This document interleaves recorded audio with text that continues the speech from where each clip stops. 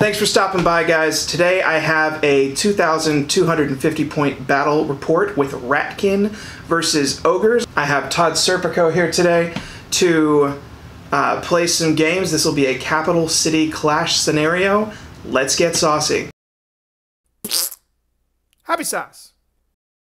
Thanks for coming back, guys. Todd Serpico here. He is the TO of the next GT Capital City Clash in Austin. Nice to have you here, Todd. Hey, great to have you down here for some games. Get a chance to get a peek at some of our scenarios, and looking forward to it. Yeah, absolutely. He is the tournament organizer at Capital City Clash. We're going to be running a Capital City Clash scenario today. Can you tell us a little bit about the tournament in Austin? Yeah, we've always had a great scene here in Texas, but Austin's tournament kind of died several years back, and so last year Patrick Zorro Allen and myself and some others decided to resurrect that, and so this is going to be the second year now of Capital City Clash. You can find us online at www.capitalcityclash.com. We kind of do the Texas thing where we use our own unique scenarios.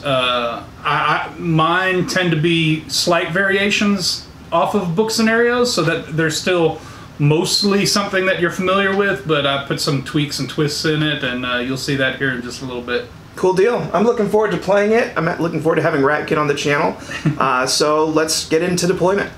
Absolutely. Todd has a horde of warriors with the Crystal Pendant of Retribution, 2 weapons teams, a troop of Vermintide and Brutes. He's taken 2 regiments of warriors, which makes the Lab Rats formation. He has Blight with the Brew of Strength, an Enforcer with the Inspiring Talisman, an Assassin with the Jar of 4 Winds. He also has a Swarm Crier, 2 Shock Troop Hordes, a Warlock with the Shroud of the Saint, and this big guy right here is the Mutant Rat Fiend. My list starts off with 2 hordes of Siege Breakers, a horde of Berserker Braves, and then a horde of Boomers, a Warlock with the Aura of Heroism, a Standard Bear with the Warbow of Kaba, and 3 Boomer Sergeants.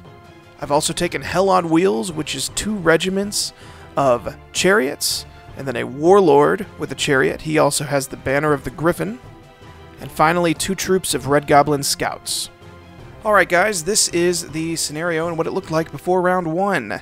This scenario is called Alright, Alright, Alright, and it's very similar to Zones. Zones, of course, there are 6 segments of the board that you want to control, and that's the main way that we're going to win today. However, you'll notice that there's 4 objective markers out in front of us, and those are important. Those are bonus points and will be added on top of our final score. Now, those bonus points can give you special bonuses. When you pick them up, those tokens can give you special bonuses. When you pick them up, they deal damage to you. They may give you speed, they may give you crushing strength, they could give you headstrong and fury, or they could do nothing.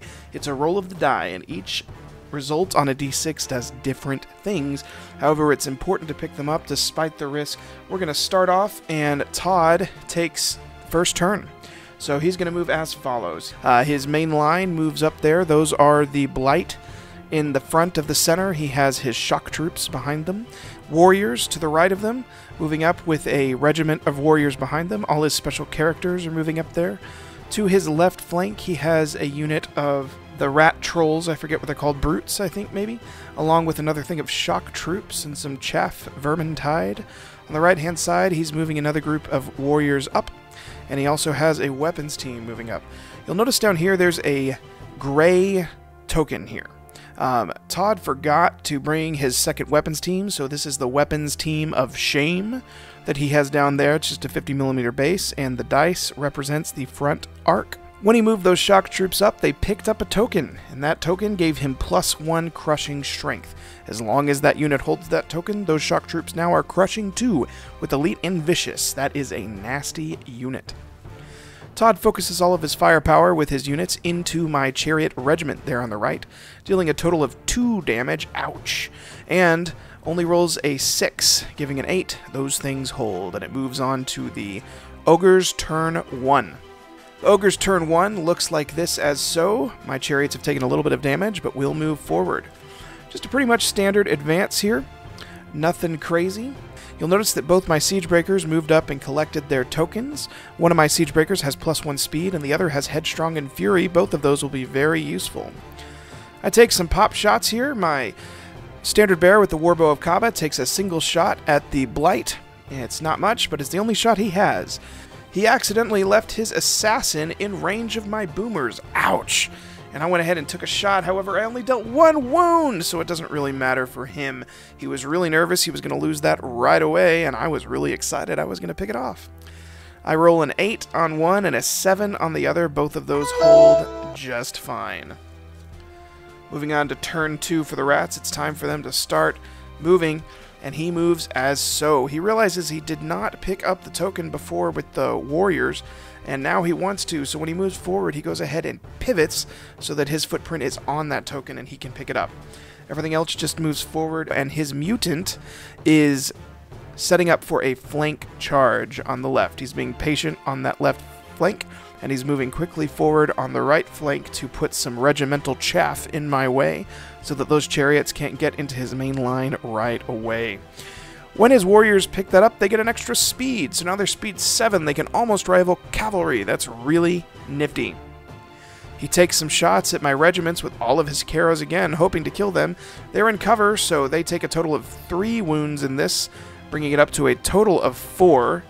Might be 5 actually there, but either way they do hold. He rolls an 8, and excuse me, a 4. He rolls a 4, bringing it up to a total of 8, maybe 9. I might have written that down wrong. But in either case, everything's perfectly fine. We move on to my turn 2. And it's about time to do some damage. So those chariots go ahead and double charge that regiment of warriors. One of the chariots is hindered, and I didn't want to risk the fact that I didn't bust them. I definitely wanted to bust them. Meanwhile, my goblins on the far left, my goblin scouts move up and go for a sort of flank charge. They get themselves into a good position. You can barely see them there on the left. And then my other goblins move up to protect the flank of those boomers, because those boomers are now exposing a flank to a unit of warriors, and those actually might be able to deal some damage to it. The boomer sergeant moves up. My main line just holds. We want to go ahead and get some shots on these rats before they come in, so I absolutely just halt up there. Between all my boomer sergeants, my warlock, my standard bearer, and my boomers, we deal a total of 18 damage to those blight as they move in. We roll a 10 and then a 4, giving us a total of 22 on the low roll, busting them. Those are some toasted rats. On the left here, we deal 13 damage to this warrior regiment. We roll a 3 and then a 10, bringing us a total of 24 with brutal against these guys. They're toast. We reform like this as we see.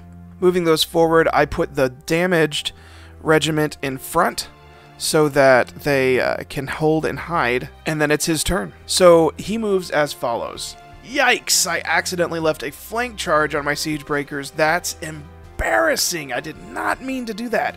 And what's worse is I halted there. It would have been very easy for me not to have done that. It was just a mistake. Absolute mistake. He also charges his assassin into my boomers, hoping to get a wound to disorder them, which is good because he noticed the firepower there is bad for his rats. Everything else moves forward just to try to engage. You'll notice the Vermintide on the left are moving up to the back corner up there. The reason they're doing that is because they want to score in the zone. And he doesn't think that he needs the chaff now that he's engaged. His weapon team moves up to get some shots. His shock troops move in as a second line on the left, and his shock troops in the middle move up to engage on the center.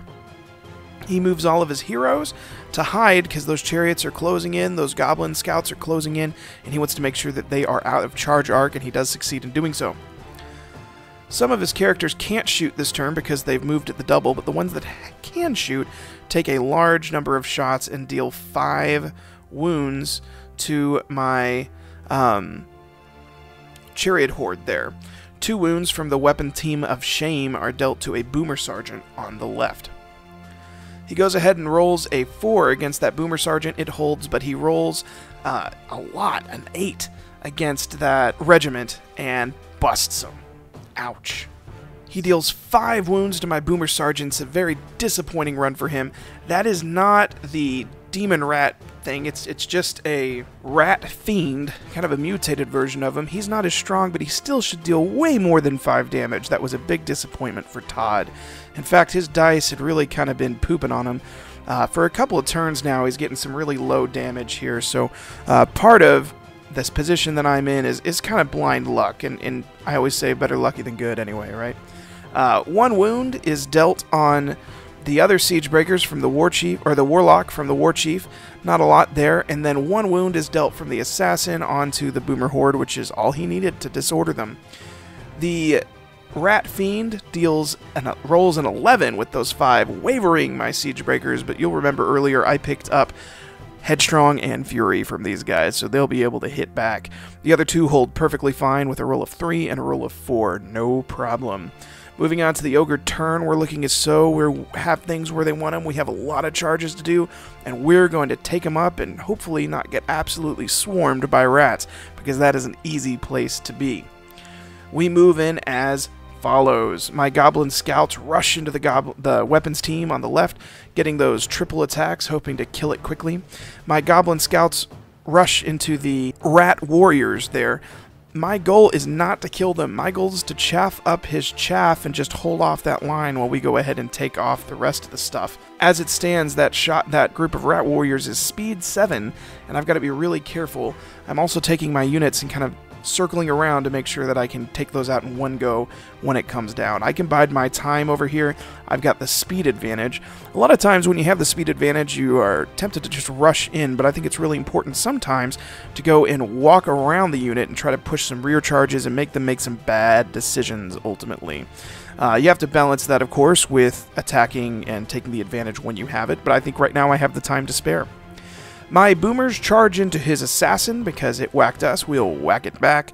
My standard bearer moves up forward while my siege breakers get a flank charge on this war chief, and then my berserker braves and my siege breakers charge into the mutated rat, hoping to end it. I have a boomer sarge here on the right that just moves far to the right, and what he's trying to do is take some pop shots at that vermintide so that they can make sure that they don't score. We don't need a vermintide over there. My other boomer sergeant moves up to line a shot.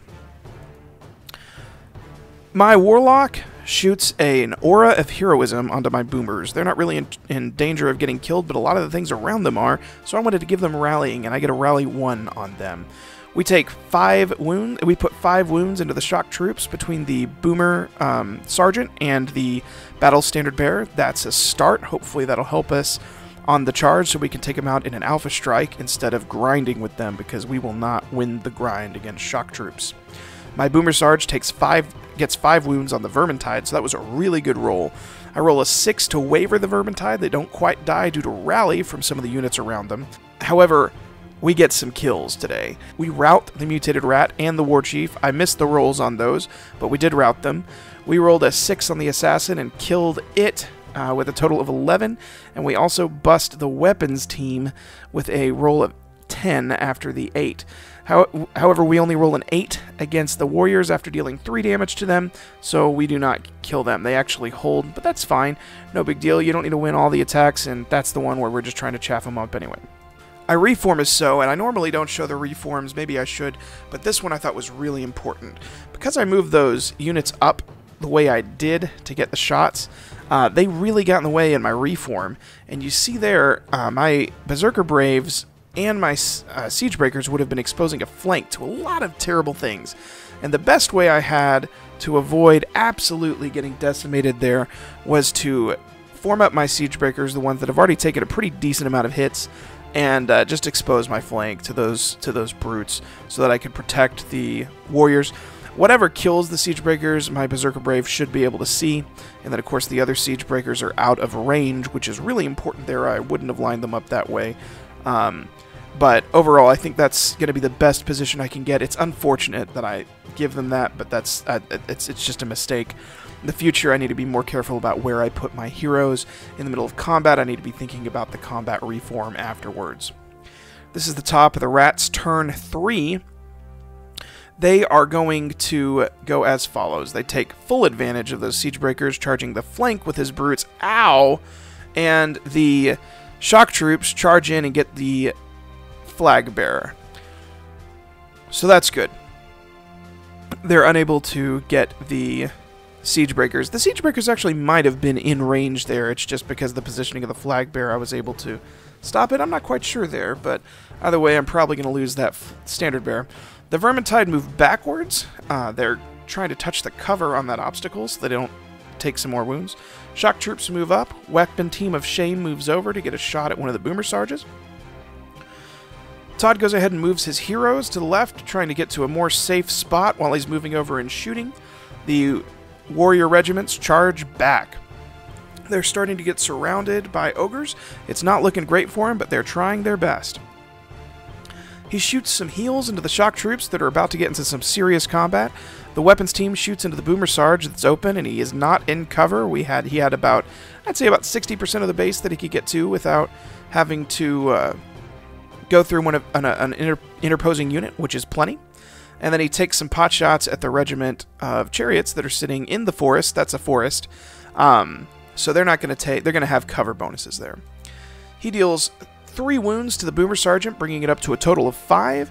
He heals 4 wounds off the shock troops, bringing them down to a total of 1. And he gets 1 more wound on the regiment there. However, both of my units end up holding. He doesn't roll too high, 5 and a 6. They're perfectly fine. Melee is pretty productive for him. He gets 16 wounds on those siege breakers, so as long as he doesn't roll a double 1, he'll be in good shape there. He gets 14 wounds on the standard bearer, no one's surprised, and he gets 1 wound on the goblins. That's not a lot, but at least they'll have Thunderous Stripped, and they have a low nerve, so they might be able to kill them.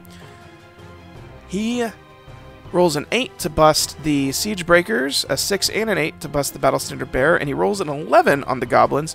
They actually end up wavering there. 11 would normally kill them, or 12 would normally kill them, but they are in rally range, so they are actually in good shape. However, when he picks up the objective that the siege breakers were holding with his brutes, he rolls a 6, ow, and he has to take 5 hits and all wound against his brutes. Oh no!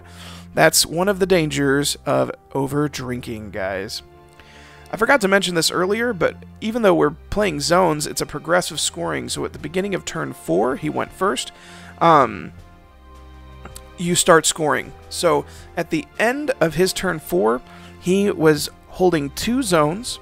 The rest, my ogres, are either tying or winning in the grayed out zones. However, he did score 2 points for holding his center field and his left field. So currently it's 2-0, but I haven't had a chance to score. At the beginning of the ogre's turn, we are right where we want to be, smack dab in the middle of combat, and we're going to take some charges and kill some more rats. Movement goes as follows. The chariots move up, getting ready to make some attacks, while the warlord moves up there and makes some turns, able to get either a flank or a rear in quite a few units. He's got some options now. The boomers turn around. They want to get some wounds on those warriors so that when we charge into them, we'll be able to take them out in one go. The wavered goblins move backwards to maybe do something another day. If nothing else, they can score. That's really important for zones. I realize that I am in kind of a pickle up here with the shock troops, so I move up a boomer sergeant to make the ultimate sacrifice. I was going to charge this war chief, but he positioned himself in such a way that if I did that, I would have to be in range of these shock troops, and there was no way to avoid a charge. You see there that his shock troops are kind of tight, but he would be able to what we call a Schaefer charge, named after the illustrious Matt Schaefer, and hit those siege breakers from where I would be. There's really no way to avoid it. Would have been really bad, and if I roll the snakes on there, it would have been absolutely awful. So I think instead I'm just going to try to shoot this off with the boomer sergeant that moved up. A little bit of a gamble, but I'm ahead, and I'm starting to circle him, so if it doesn't pay off, it'll still be okay, because I'll be threatening some rear charges, and he'll have to make some bad decisions. The Warlock sets up to where she can get another rally spell off, where I think it's going to matter. And then the Siege Breakers, the Siege Breakers are dead, but the Berserker Braves charge in to avenge their fallen comrades to kill those brutes. It's not pictured because he's behind the giant awesome tower. This terrain is so cool, by the way. If y'all don't think so, I don't care what y'all think. This is awesome, and Todd, thanks for bringing it. It's a whole dwarven thing, and his forests are like these giant dwarven pillars. It's so cool, man. But anyway, you can't see him, but this Boomer Sergeant moves behind it to start to finish off those Vermintide. After he's done, he'll probably just try to score in the same square the Vermintide were trying to. So the Boomer Sergeant on the right takes a shot at the Vermintide. The Boomer Sergeant that is making the ultimate sacrifice takes a shot at his Swarm Crier. And the big boomers take a shot at his Warlock, trying to clear up that chaff. I thought I was going to shoot the Warriors, but the Warlock is a much better shot because he's going to stand in the way and stop me from killing that Warrior team. We end up dealing 9 wounds to the Warlock.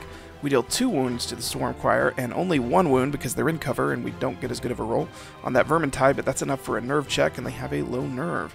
We also whiff on trying to get rallied to the boomers. Worse things have happened, but that is a little disappointing. We roll an 8 to bust the Warlock. It's dead. We roll a 3 to get the Swarm Crier. It's going to stick around. It's going to stick around. That gamble did not pay off, and it's going to be able to chaff me up for another turn. And we roll a 9 to bust the Vermintide. Goodbye. We deal 18 damage. Or 13 damage for a total of 18 against the Brutes, gaining Headstrong and Fury when we pick up the objective. They're already fearless, so that's really worthless to them, but, you know, worse things could have happened. We roll an 11. Oh, I didn't mention it, but that Boomer Sergeant made a charge against that weapons team, and he got 3 damage, and then he rolls an 11. So go, Boomer Sergeant, kill things. Yes, that's what ogres do. One of the great things about Boomer Sergeants, they're actually pretty decent in combat, especially if they manage to get a flank, or in this case, get triple attacks against a weapons team. We deal 6 damage to the flank of these warriors, and end up busting them. So, go us! Warriors team is destroyed. In the end, 4 points are scored for the ogres. The 2 squares that Todd had last time, he still has, but I have the other 4. So, score currently is 4 me, 2 points Todd. Moving into the top of 5 for the Rats. He's kind of lost a lot of options here. A lot of his units are dead, but he's going to go for the kill. He makes a double charge against these Berserker Braves. Hopefully that'll be able to kill him. That's 2 units of shock troops. And one of those has crushing too. If that can't kill them, nothing will. He goes ahead and makes another charge against these boomers, hoping to get some kills there. And then his warrior regiment charges against the goblin scouts, having no other options. He deals 29 wounds to those berserkers. That is going to be a kill if he doesn't roll snakes. He deals 2 wounds to the boomers, bringing him up to a total of 3, and he deals 13 wounds to those goblins. They are toast. These are some mad rats. He ends up rolling 10 and then an 8 against those berserker braves, having a total of, 29 and 8, 37 nerve check against them. They are toast. He rolls a 5 against the boomers, not dealing any damage, and then he rolls a 5 against the goblins. He only needed snakes, so they are dead. He picks up 1 speed when he picks up the token from the berserker braves. In the end, Todd only holds the bottom left. He's missed the center due to the fact that I have some units in there now. I think we're tied for the center currently, but that's still enough to where he only gets 1 extra point. Current score is 4 me, 3 him. Moving into my turn, there's not a lot left. We're going to be able to wrap up here. We still need to kill some things, but we're in a position to do so. So we charge as so. We end up triple charging that warrior unit. We take a flank with the warlord.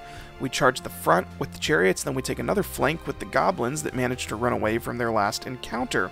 The boomers end up attacking the assassin that's trying to harass them. Siege breakers end up charging the swarm crier. And then the other units move as so. The warlock moves off and the boomer sergeant moves off to block that shock troops from coming in. They won't be able to pivot charge no matter what they do, so he'll be able to take his choice of one of those 2 units, and then the siege breakers will countercharge. The boomer sergeant moves down to get a flank charge on these shock troops, and they also set up for some shooting. And shoot they do. The 2 boomer sarges and the warlock all take shots into here, dealing a total of 8 wounds, bringing them up to 9.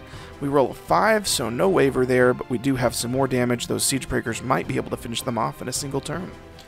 The Siege Breakers deal 7 damage to the Swarm Crier, bringing him up to a total of 9, although it's not listed there. The Warriors take 20 damage between the nasty stuff there. I've never given them a chance to regen, and I'm totally okay with that. The Boomers end up dealing 4 damage and wavering the Assassin, rolling a 6. I end up killing the Horde of Warriors, and I rolling an 8 and a 4, and I give the token to the Warlord. Picks up Fury and Headstrong, which seems to be what I'm going to roll tonight. The Siege Breakers roll a 10 and an 8. They wanted that rat dead, and they kill him for sure. At the end of my turn, I've lost control of one objective, having to move my one zone, having to move the unit that was holding it up to get some kills, but I still score a total of 3 points, bringing it up to a total of 7. The score is currently 7-3. Todd's turn 6. He looks to move as so. He moves his unit of shock troops on the left back, hoping to save some face, keep an objective, and then he flank charges the Warlock because he really has no other options with that other unit of shock troops. He moves his Assassin away, hoping to keep him alive. His shock troops, not to go down without a fight and not before they kill our Queen, deal 34 damage to that Warlock. I offered Todd to just take snakes, but he said, no, I'm mad and I want to deal the damage, so he got it. And then he rolled an 11 twice. That's right, 45 nerve check against that Warlock. It's a little bit of a consolation for him having so many rats murdered by ogres. Because he moved that shock troops back, he ends up scoring a point in the back left. Here's a point that people have here in tournaments, guys. This is a tournament scenario, and if you're playing a tournament, it's important to try to get as many points as you can. I think Todd at this point knows that he's probably not going to win this game, but at the same time, he's still trying to hold up a token, and he's trying to move back and keep himself alive. And the reason you want to do that is because you don't want to get tabled. Even if you lose a game, the way that we deal tournaments is we actually get points for every game, so 20 points are available, but if you want to lose, you want to at least lose small, so Todd's trying to get as many points as he can right here. Into my turn, I'm going to go ahead and try to kill this shock troops, and then we're just going to move around and make sure that I'm scoring in as many places as possible. So I move as so. One of my Boomer Sergeants moves all the way up to try to score in another point. My Goblin Scouts move up. I'm not going to be able to get every zone at this point, but they're moving up to be able to score in another zone on turn 7 should it go to it. The Chariots and the Warlord move to go in for the kill, hoping for a table on turn 7 if we get it.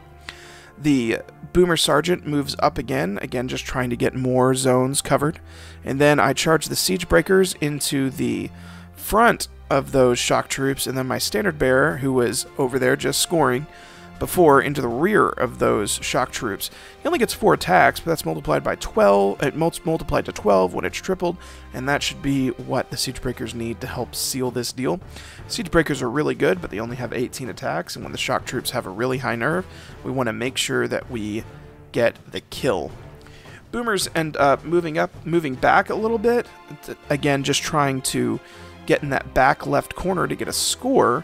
They're not going to get it this time, I don't think. Maybe they will. We'll see. But we want to make sure we're still facing forward because we want to kill that assassin. So they go ahead and take a shot. They deal 3 damage, bringing it up to a total on that assassin, and then roll an 8 and kill the assassin. So we don't have to worry about him picking off some of our units later. Those Goblin Scouts are really useful, and we don't want them to get wavered or killed when they could be scoring points. So it's really important to cinch this warrior hero down. We end up dealing 13 damage to the shock troops, bringing it up to a total of 22. We kill it, take the token, and we get speed on that, which is actually really useful if we're going to go to a turn 6. It'll help us move a little bit. I also want to point out, they've picked up speed before, so those are speed 7 Siege Breakers. Yes, you heard that right. Speed 7 Siege Breakers. I end up scoring 3 points, both centers and my left. If this goes to turn 7, I should be able to score at least 2 more, maybe 3. But it doesn't go to turn 7, and this ends up being a 15-5 win for me. And then we get the bonus points. I was holding 3 tokens, Todd was holding 1. Those are added to the 15-5, so it ends up being an 18-6 win for me. That's pretty good for me, but also give credit to Todd. He ended up pulling 6 points off of me in what looked like a dire situation. A lot of his dice really were not going his way at the beginning, and he was still able to push off a 6 points, which in a tournament could be really critical. If you end up winning most of your games and then you lose with a 6, that's way better than losing with a 2 or a 0 representing. If you can lose with an 8 or a 9, and then win the rest of your games, you could still easily win the tournament and definitely place. So it's always really important to do the best that you can. I think Todd did a really good job taking care of what he could after the dice just decided that they didn't want him to deal any damage on the first 2 turns. Overall, this was a really fun game, and I hope you all enjoyed seeing it. Whew, that was a little brutal. Yeah, ouch. Dice are apparently a thing. It was not a list I've ever had at an event before, but I wanted to try out some different things with just bring some different fun pieces, some models I like, and just throw something at the wall. And it was a very beefy wall of ogres, and yeah. Almost an immortal wall of ogres, it seemed. I got multiple rolls that were on exacties. I think the boomers really never. Every time they shot, they got something. It was kind of ridiculous. I think most of those rolls were probably above average. It was just one of those swingy games, but I mean, it happens. That's how, it's a game we play, and it was a good time. I had fun seeing your ogres out there and seeing the evolution of that build. Love your models. Oh, thanks. Appreciate that. I'm pretty excited to take them to your tournament. That's my list, so hopefully it'll do all right. It was pretty fun to play against Ratkin. I hadn't seen a lot of those armies. Hadn't seen the Mutant Rat Fiend, and I hadn't seen the Lab Rats formation. I'd wanted to see the Lab Rats formation really bad. I still want to give it some more tests. I definitely think the list needs some tweaks from where it was, and that was shown in the result. I mean, dice were a factor, but it definitely is.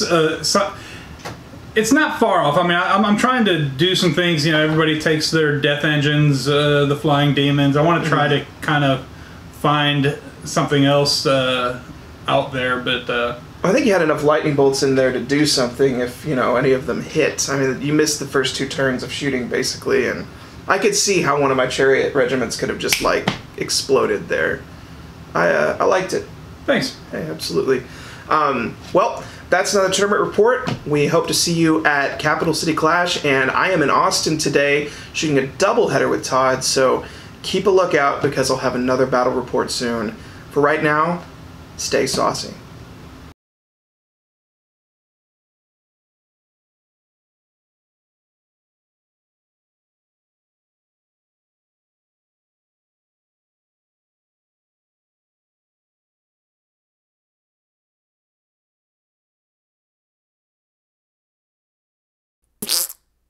Happy sauce.